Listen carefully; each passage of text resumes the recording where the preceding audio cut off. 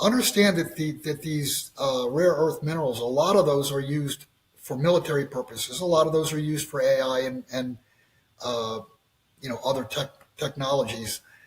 Uh, but without the rare earths, there are so many things that cannot be done without the rare earths. So, China basically has wrapped that market up. They control what, roughly 90% of the rare earths worldwide. So, I mean, they can blackmail the world. China is setting up gold vaults in other nations that are trading partners to store gold close to those countries' homes in order to net settle their bilateral trade. So, most of those countries, Saudi Arabia, India, they don't want to store their gold in China. They want to store it in their own countries. So they're setting up this vault system in their own countries to store the gold so that they can net settle all of their trades, and they can keep an eye on their own gold. This is obviously going to circumvent the need for US dollars in all those transactions, which has been the main go-between in the transactions, as well as net settling in treasuries. What do you see as being the impact here? Are we going to see higher inflation back here in the States? What do you see as being the impact of this? Well, I think the key is in your question, I didn't hear New York or London.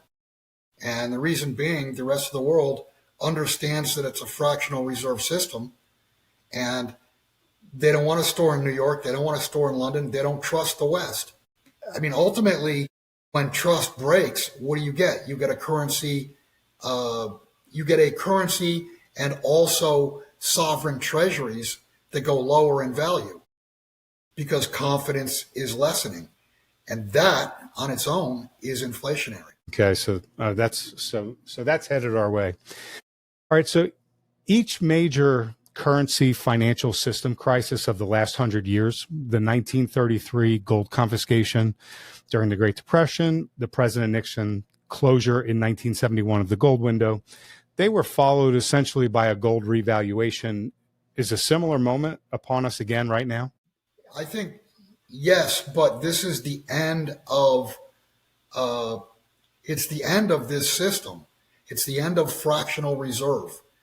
It's the end of the U.S. has a credit card with an unlimited balance on it. It's the end of all that. If you go back to 1933, when the gold was confiscated, and then shortly thereafter, they revalued gold up 70+% from $20.67 to $35. That actually, it reflated the system, if you will. When I say reflated the system, it made the collateral itself worth more so that there could be lending, that there was room for lending. When Nixon went off the gold standard, the Gaul was taking $35, sending it to the U.S. and saying, send us an ounce of gold. There was inflation already embedded in the system, and investors knew that, and that's why they wanted gold rather than dollars, because a dollar has long-term only one trajectory, and that's downward, because it's freely printed. It's printed by man, as opposed to gold, which is created by God and has an absolute limited supply. I mean, you have to use capital, labor, and equipment to create a 1 ounce round or a bar or whatever. Gold is only... And energy. And energy.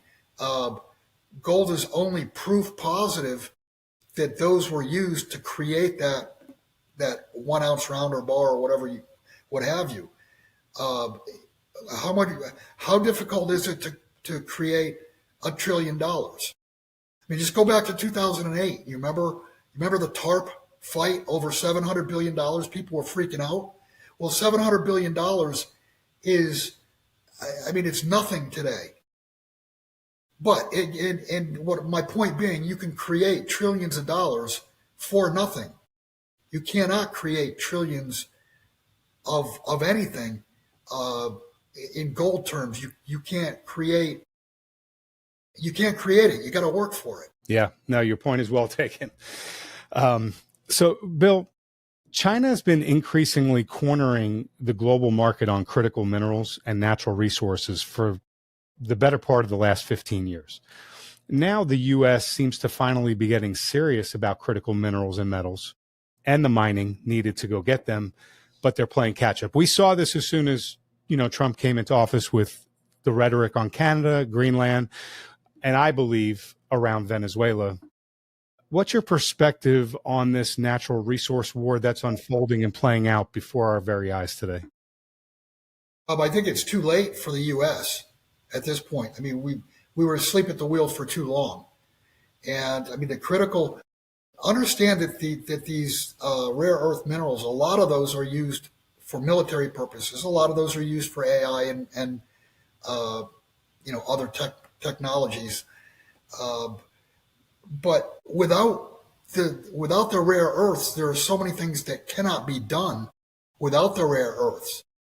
So, China basically has wrapped that market up. They control roughly 90% of the rare earths worldwide. So, I mean, they can blackmail the world. Well, I think they essentially did that during the tariff tantrum time period. We started ratcheting things up and they came back and said, we're going to hold back rare earths, and exactly. The United States caved fairly quickly.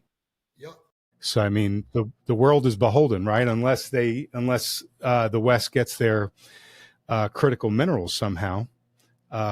So do you think what's more likely? Are we likely to see mining open up to levels we haven't seen in multiple generations, and they're just finding stuff everywhere and digging it up out of the ground and processing it and getting after it, or war? Which one is more likely? War is definitely more likely. The best case scenario is that trade opens up, mining. They're drilling, finding metal, mining it. The red tape gets lessened greatly. I mean, that's the best case scenario. History says it's going to be a war, and that's what you're leaning in that direction, probability wise. I think so. Yeah. Okay. Let's move over to the mining stocks here. That's a high probability. It's a high. Yeah, it's not a 50. Is it a high probability during? Okay, is it a high probability during the Trump term, or in the next presidential term, or thereafter? Well, with the way Trump is throwing rhetoric around, it's probably just as high, if not higher, with Trump as president than someone else as president. Okay, so it's likely it could happen here. His rhetoric, it does play to the MAGA base, but it doesn't play to foreigners.